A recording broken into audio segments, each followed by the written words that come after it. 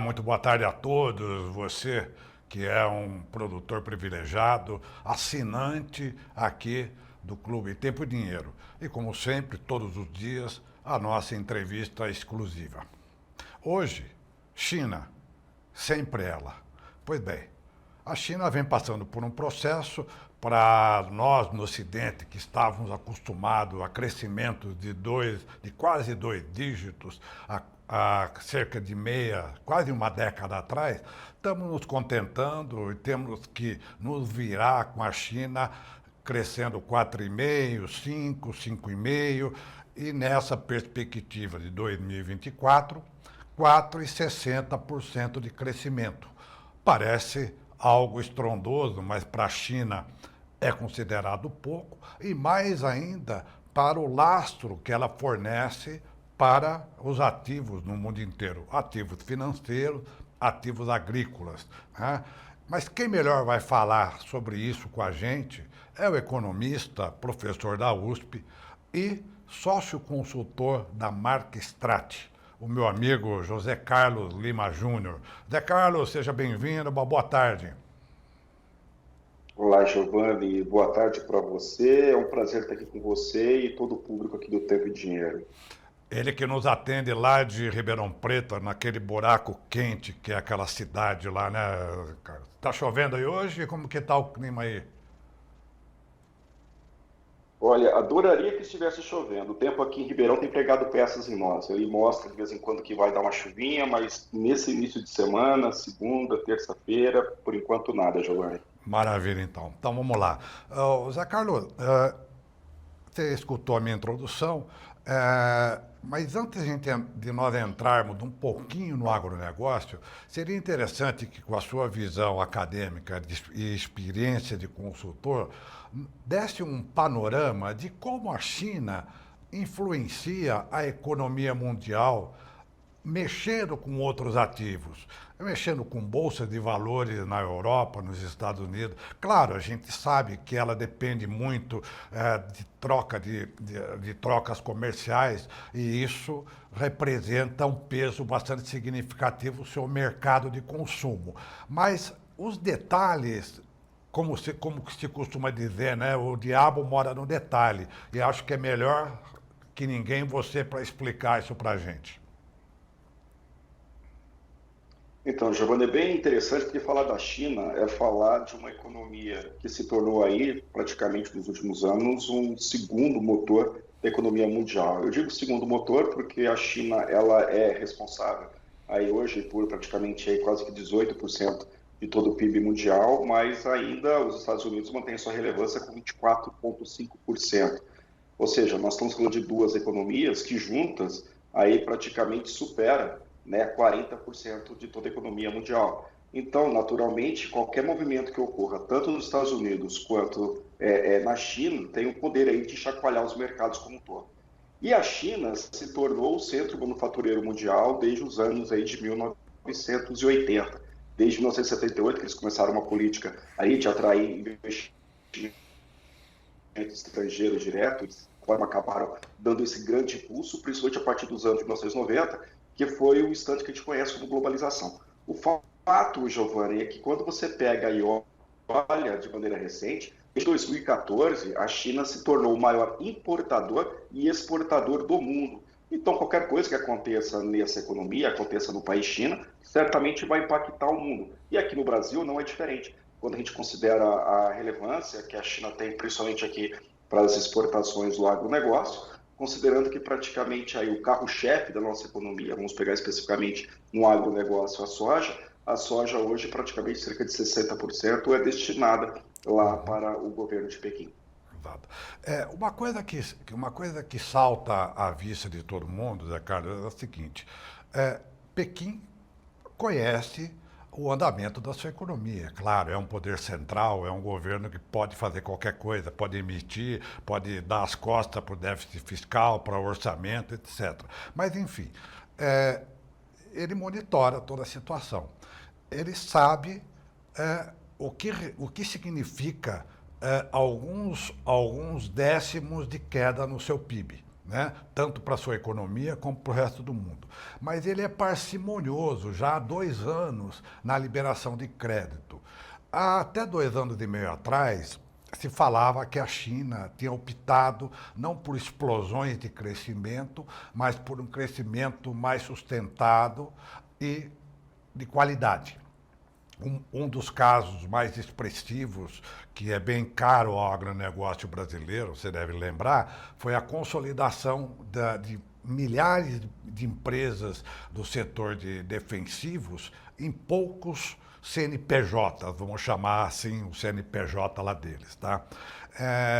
Também ataque à questão ambiental, maior controle. Claro, depois veio a pandemia para bagunçar todo o coreto, mas eles continuam ainda muito reticentes na liberação de crédito, na liberação do oxigênio para esse motor, para esse segundo motor da economia mundial. Por que Pequim age dessa maneira?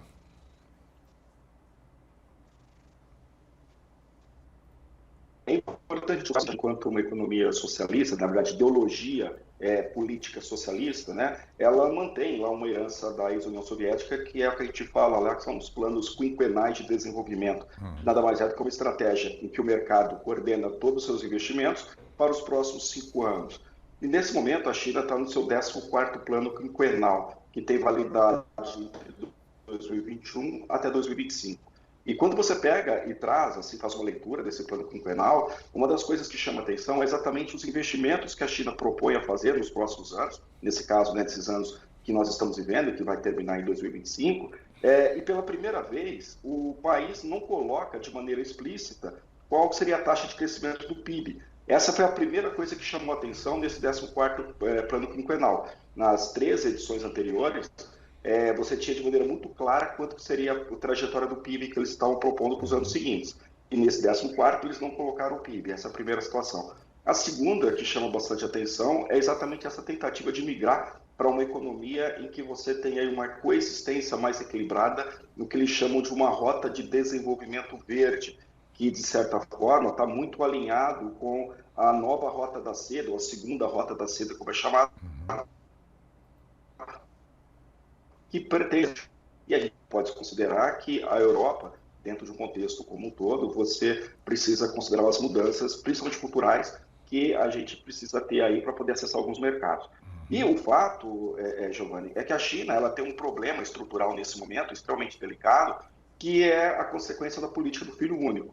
Então, quando eu falo da política do filho único, nós temos hoje um país que tem já pela primeira vez em 2023, pela primeira vez a China teve aí um crescimento populacional, cresceu menos, né? A população começou já a crescer cada vez menos. E qual que é a consequência disso? Você tem, primeiro, a política do filho único gerou uma população com mais homens do que mulheres. Logo, você tem aí o chinês comum tem dificuldade de encontrar uma esposa para casar. E na ausência da esposa, você diminui a taxa de natalidade no país.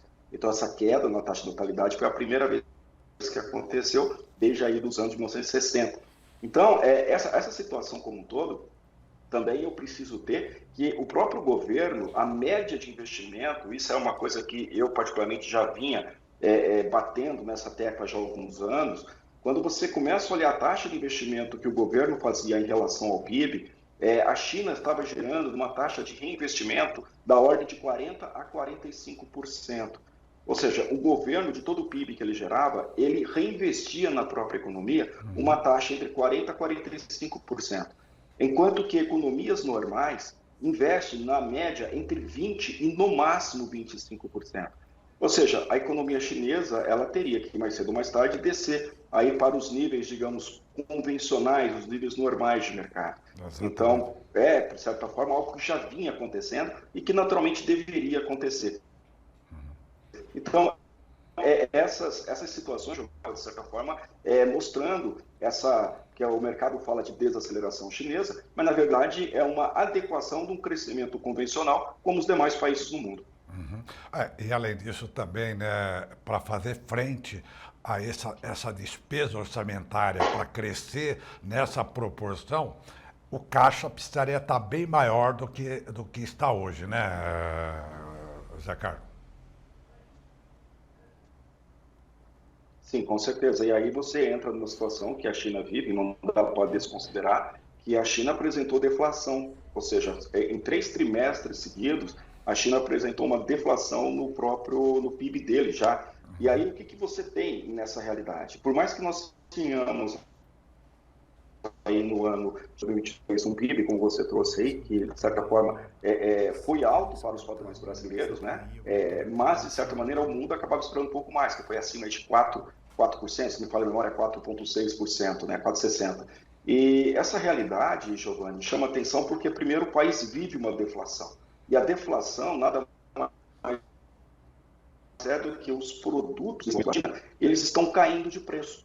Por que eles caem de preço? Porque você tem uma queda do consumo interno, isso é extremamente sério. Tanto que quando você começa a colocar, e vamos desdobrar aqui para o nosso agronegócio, o que a gente tem nesse atual momento é que, independente da oferta que, porventura, nós possamos vir a ter esse ano aqui no Brasil com relação à safra da soja, ou até mesmo o retorno da Argentina, né, que é um outro caso bastante interessante para se analisar, a demanda é que puxa os preços, as valorizações, as cotações, aí, de certa forma, da commodity. E nesse momento, a gente precisa recordar o movimento que a China fez a partir de 2023. Ela reduziu em abril do ano passado, em abril de 2023, ela reduziu a porcentagem de farelo de soja na própria nutrição animal. Antes era 14,5%, 13%. Só essa redução de 14,5% para 13, foi responsável por cerca de 9 milhões de toneladas de soja a menos do que os chineses precisariam estar importando. Exato. E nesse momento, a questão aí de uma semana para duas, no dia 22 de janeiro desse ano, a China acabou colocando um incentivo para que o produtor, o suinocultor, diminua o seu plantel. Ou seja, o que você tem é já uma expectativa que o plantel da China, com o preço da carne suína tem caído para o chinês comum, essa tentativa de diminuir o volume de plantel, né, incentivar a diminuição do volume de cabeças, né, nesse rebanho de suínos, é uma das tentativas de tentar valorizar o preço da carne, que nesse momento continua em queda. Lembra que eu falei da deflação ainda há pouco. Exatamente. Então a gente tem um cenário que só esse segundo movimento aí de incentivar a redução do plantel possa significar uma queda de cerca de 4% no rebanho. Então você vê que é um cenário realmente que o país passa por uma situação de ajuste interno. Esse ajuste interno se desdobra, inevitavelmente, no volume que ele vai demandar de insumos no mundo inteiro, considerando principalmente a soja, que o Brasil é hoje aí um dos principais exportadores, ou praticamente aí um grande mercado que nós temos para comercializar o nosso produto.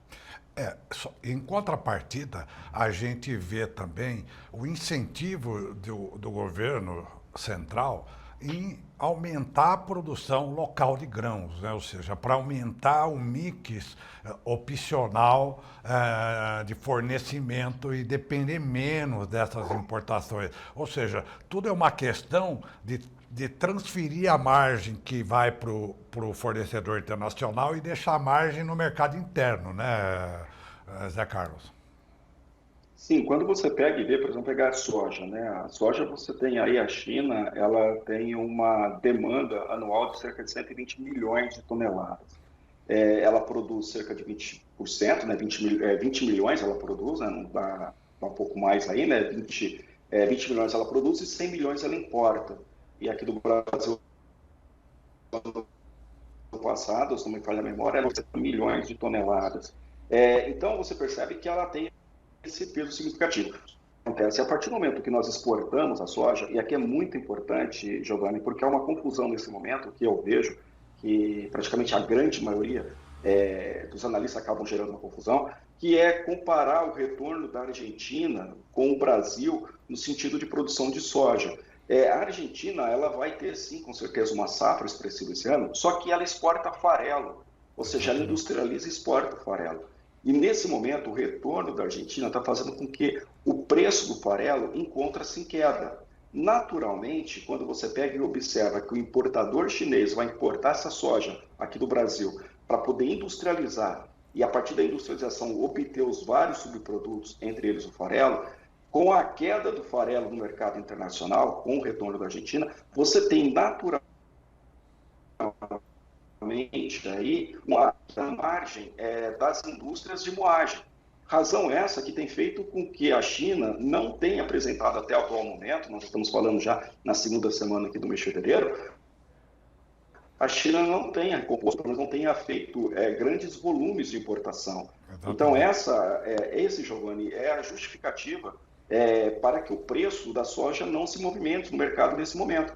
Porque, independente de se a oferta no Brasil de quanto que será a queda na oferta, considerando aí toda a situação de clima que os vários estados brasileiros têm enfrentado, entre eles o Mato Grosso, né, principalmente a região norte do Mato Grosso, por outro lado, a demanda é que vai ter condições de puxar esse preço, e nós estamos falando da demanda do maior importador de soja do mundo. E nós Então, estamos vendo essa essa é uma demanda situação fraca. bastante delicada e expressiva, Giovanni. E nós estamos vendo essa demanda lenta. Essa é uma verdade. Saindo um pouco da soja e lembrando também o caso da carne bovina.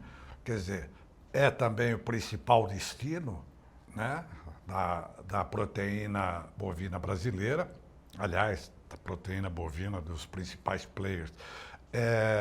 E desde o começo do ano passado, uma das principais reclamações do setor no Brasil, das empresas, dos frigoríficos, é a pressão de preços que eles fazem, chegando a derrubar os preços pagos ao Brasil, até chegou ao pico de 23% num dado período agora do segundo semestre passado, que eu agora não me lembro. Ou seja, as indústrias estavam amargando margens, só não piores, porque o preço do boi no Brasil, de alguma maneira, estava equilibrando essas contas. Esse é mais um exemplo da situação interna também de consumo, né, José Carlos?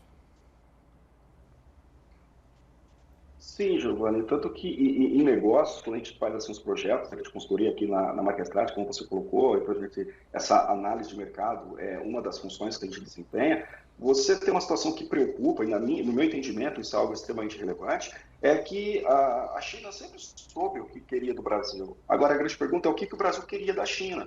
Hoje você tem aí praticamente o maior mercado de destino dos nossos produtos. A gente colocou, vamos colocar de certa maneira, aí, usando uma figura de linguagem comum, praticamente a maioria dos ovos num único cesto. Então, qualquer movimento que a gente tenha, vamos colocar nesse cesto, vai impactar, obviamente, os Claro. valores. E quando você pega e fala, por exemplo, a indústria, vou pegar a pecuária, o preço da carne, como você citou da bovinocultura, inevitavelmente, a China fez um volume, por menos que ela tenha importado, né, valores expressivos, nós precisamos considerar que a China estava, até em janeiro do ano passado, em lockdown do programa Covid-0. Então, ela estava importando grandes volumes aí de grãos, né, vamos pegar de soja, enquanto a partir do mercado interno da China não estava tão aquecido, tanto que a gente percebe nesse momento que as atitudes do governo em tentar fomentar ali redução de plantel para tentar melhorar o preço aí de carne, principalmente ali para o produtor. Então, você tem uma situação de que um país que entrou de certa forma, de 23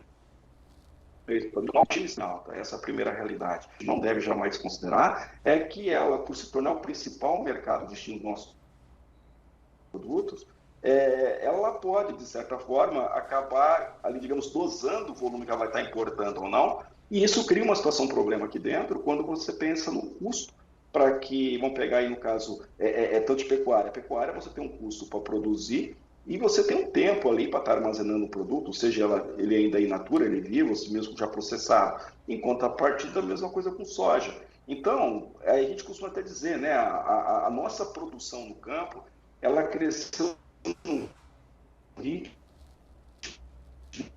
muito. Então, a gente tem que fazer o famoso tirar do campo para a boca, né? Ou seja, você tem que tirar do campo e tem que levar para o consumo, porque você tem um problema que, se não tem armazenagem, naturalmente você vai começar a ter a perda ou a quebra técnica de qualquer produto, Claro. porque é o campo que entrega a qualidade.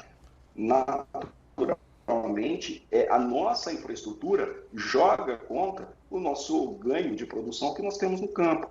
Então, o cenário como um todo faz com que a nossa eficiência no campo jogue contra a gente na ausência de você ter uma infraestrutura para armazenagem e também ter uma alta dependência do comprador, que se tornou o destino aí de praticamente mais de 60% dos nossos produtos.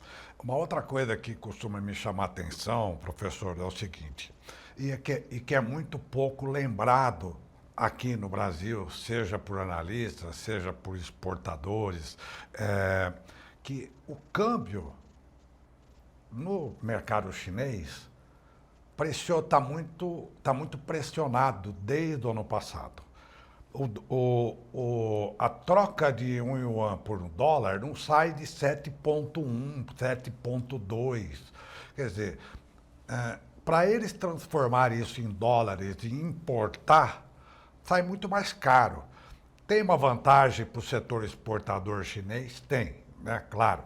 Mas para importação, isso já se arrasta desde o ano passado. Dá pequenos ajustes ali e aqui, mas nunca sai dessa margem. Ou seja, por uma economia que depende de altos volumes, é muito recurso que precisa ser demandado. Daí também é uma maneira de Pequim controlar um pouco esse fluxo de mercadoria, né, professor? Giovanni, você foi certeiro quando você traz a relação do câmbio, o DNA, que é a grande diferença da China para o resto do mundo. A China, ela, como eu falei logo no início, né, ela tem uma ideologia política de socialismo, ainda que ela tenha uma prática capitalista de mercado. E aqui você tem a grande diferença do que é a China para os demais países. A China, ela aderiu ao capitalismo de mercado, mas não aderiu à liberalização financeira. O que vem a ser essa liberalização financeira? É deixar a própria moeda dela flutuar em relação ao câmbio, que é, digamos, a unidade de reserva de valor que o mundo adotou aí a partir dos anos 80. Então, nessa situação, a China controla a variação cambial. Então, ela tem essa condição de ter o controle, porque ela é detentora, nesse momento, da maior reserva mundial de dólares do mundo. São cerca de 3 trilhões de dólares que ela dispõe como reserva. Primeiro, controla o valor do yuan lá dentro, do dólar lá dentro, porque quando o dólar começa a ficar muito valorizado, automaticamente ele começa a incentivar o quê? Para que você exporta, mas encarece qualquer tipo de importação. Quando ela percebe que o dólar começa a subir muito, ela entra no mercado vendendo dólares. Para que o dólar caia muito, ela faz o processo inverso, ela entra comprando. Então, o fato dela ter esse dólar andando em paralelo é que ela inventa de dólares no próprio mercado.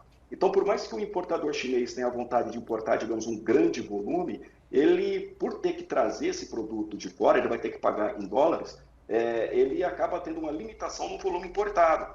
Por isso que eu vejo aí, tanto recentemente, a gente começou a se debater e falar muito em relação a fazer transações com a China em moeda chinesa, em próprio yuan. De certa forma, isso seria benéfico para o Brasil por duas razões. A primeira, você já trouxe de antemão, que é a previsibilidade com relação à moeda chinesa, ao yuan, que você não tem essa previsibilidade quando você compara com o dólar. Hoje, por exemplo, daqui um mês, daqui 6 meses, é muito difícil você precisar qual seria esse valor, dada a própria flutuação que ele tem, né? A liberdade de flutuar em relação ao mercado. Já o yuan não, você teria uma previsibilidade que o governo controla dentro de uma determinada banda, de uma faixa, digamos, de alta e de baixa.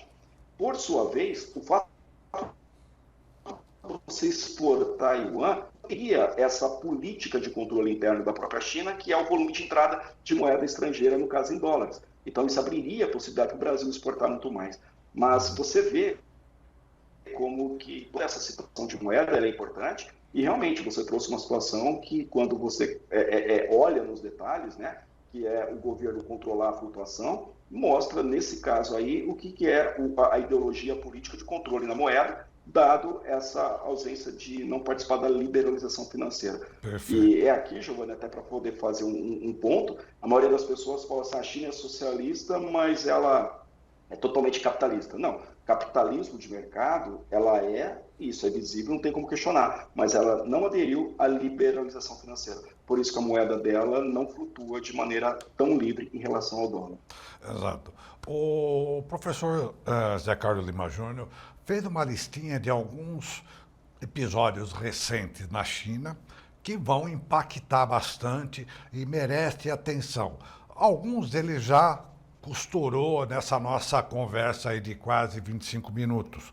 Mas ele vai nos repetir agora aqui, falar um pouquinho de como ele está vendo essas medidas recentes no bojo que a gente já está vendo de uma crise imobiliária, né? Uma crise imobiliária anunciada já há mais de quase 2 anos com a Evergrande, que agora finalmente decretou falência, e como isso pode mexer não só com o agronegócio, mas até com os investimentos aí mundo afora. Com você, Zé Carlos. Então, Giovanni, umas coisas que têm chamado bastante atenção na China, até eu tenho compartilhado com você sempre que possível, a gente tem ali uma primeira situação que aconteceu já no início dessa semana. Ontem, por exemplo, dia 5 de fevereiro, foi anunciado que o próprio governo da China acabou limitando alguns fundos de se desfazerem das suas posições. Ou seja, as empresas que têm ali ativos no mercado acionário da China, elas ficaram, de certa forma, proibidas, algumas, de se desfazerem desses ativos, de venderem papéis e, inclusive, até de fazer mesmo compras a descoberto. O que isso significa na prática é uma tentativa de tentar segurar a queda da bolsa, né, que nós temos nesse momento lá de Xangai. O índice de Xangai tem caído, só para que nosso público tenha uma dimensão, 30% no ano. Ou seja, é um derretimento que isso aí o governo adota uma medida quando ele pega e tira a impossibilidade, né, quando coloca a impossibilidade de você vender ativos, você está diminuindo a liquidez como forma de tentar segurar exatamente aí essa queda expressiva. E é essa situação que a gente tem chamado a atenção e é extremamente preocupante, porque nós entramos em 2024 com um governo da China que aprovou um déficit orçamentário para poder manter os investimentos desse ano. O que significa essa aprovação de déficit orçamentário? Primeiro, é preciso lembrar que o governo da China, ele aprovou, a terceira vez na história dele, a quarta vez na história, em que ele aprova aí um orçamento deficitário para poder manter os investimentos no ano. Isso só aconteceu, recordando em tempos de tempo, em 97, que foi o momento ali em que ela teve que fazer ajuda aos bancos estatais. Depois, em 2007, que foi um instante em que nós tivemos ali um período que teve que capitalizar o Fundo Soberano Chinês. Em 2020, que foi para capitalizar ali o combate à Covid, e agora em 2024. Ou seja, dentro da história recente, é a quarta vez em que você tem um déficit orçamentário aprovado, o que na prática significa que o governo tem uma autorização para gastar mais do que tem dinheiro. Ou seja, é uma tentativa de tentar manter uma economia impulsante. E essa situação, ela começa a se agravar quando você compara a deflação na economia, ou seja, o preço em queda, governo aprovando um déficit orçamentário, acompanhado, lógico, aí, de algumas medidas extremas, que a gente precisa considerar que desde o fim aí da política do filho em 2015, a China não tem crescido em termos de taxa de natalidade, o que é extremamente custoso para a indústria e prejudicial principalmente para o varejo. Ou seja, você começa a ter um cenário que aquela economia pujante que importava grandes volumes, nesse momento passa por uma situação de um custo expressivo na indústria de moagem. Ou seja, o custo está alto para levar soja para moer, e quando eles vão vender a soja como farelo, o farelo em si ele está mais barato do que o grão. E aí é que você tem uma situação que ele está barato, porque do outro lado os preços ainda, vou pegar aqui no caso a suinocultura, dado todo esse movimento, o governo acabou aprovando recentemente que eu falo, a questão na semana de 22 de janeiro, que é do incentivo para a redução do plantel, mas desde abril de 2020, a gente teve ali a diminuição do farelo de soja de 14,5% para 13%, como forma de importação. E só para recordar, aqui estão 9 milhões a menos de toneladas importadas pela China. Ou seja, você tem um cenário, um contexto como um todo que se desenha, que ele não acontece do dia para a noite. Então, todo esse cenário em que a queda dos preços começa a acontecer, quando você observa como que vai se comportar a oferta no Brasil, como vai se comportar a oferta no caso da Argentina, por mais quebra que nós possamos vir a ter, ou por mais oferta que a Argentina venha a ter, e consequentemente vai se desdobrar para o farelo, a gente precisa considerar que o maior comprador, o maior demandante do mundo, que é a China, ele de certa forma tem diminuído as compras. É um momento. Então, como eu costumo dizer, é uma verdade extremamente. É uma tempestade quase que perfeita, Giovanni. É É, uma verdade inconveniente, porque por menos que você tenha oferta, o demandante não comprando acaba ficando complicado o valor dos preços. é uma verdade desconfortável, incômoda, como você colocou, mas ela tem que ser dita e tem que ser acompanhada e tem que ser monitorada. Infelizmente, é aquilo que você falou há pouco. Colocamos quase todos os ovos numa mesma cesta. E agora também não tem como mais sair fora dele, porque não tem outro país, outro mercado ou outros mercados que somados vão absorver tudo que a gente produz e vem produzindo para os chineses. É claro que não é uma catástrofe anunciada em pouco tempo, mas a situação precisa ser monitorada, né, Zé Carlos? Eu agradeço a sua presença aqui. Esse assunto, certamente a gente vai voltar, porque a China está sempre na ordem do dia, e novos esclarecimentos, novos andamentos, novas atualizações, você será convidado nosso mais uma vez, tá bom, José Carlos Lima Júnior? Com certeza, Giovanni, da minha parte, eu sempre agradeço aqui o seu público, a disponibilidade de estar presente aqui com você. E, em nome de toda a equipe aqui da Marquestrate, da Raven, eu agradeço a oportunidade. E eu quero deixar aqui também uma mensagem aqui para o nosso público, né? A gente vê uma situação complicada no campo, mas não são todos os produtores que estão enfrentando situações de problemas. Teve aqueles que venderam a sua soja, percebendo já o cenário que se desdobrava, em valor de R$ 140 a saca. E aí a gente precisa considerar que o agro vai sentir, mas a gestão de risco já foi adotada por vários produtores. Felizmente, uma grande parte fez isso. No entanto, há outras que ainda que realmente vão sentir os efeitos do que a gente vive nesse instante. Muito bem lembrado, muito bem lembrado. Forte abraço, José Carlos. Até uma próxima, então. Um grande abraço, Giovanni. O José Carlos Lima Júnior, professor de economia da USP Ribeirão Preto, sócio consultor da Marquestrate e futuro professor da Harvard, que está começando também nesse ano em Ribeirão Preto. E o resumo da ópera sobre as condições da China é o seguinte: vai ter sim impacto no consumo de alimentos e isso vai gerar impacto nas exportações brasileiras, tanto em termos de volume quanto em termos de preços. Atenção, então, o senhor que é produtor, saiba travar seu negócio, o senhor que produz dólar, né? Olhe sempre a possibilidade desse mercado e olhando com carinho as opções. Muito obrigado, até uma próxima.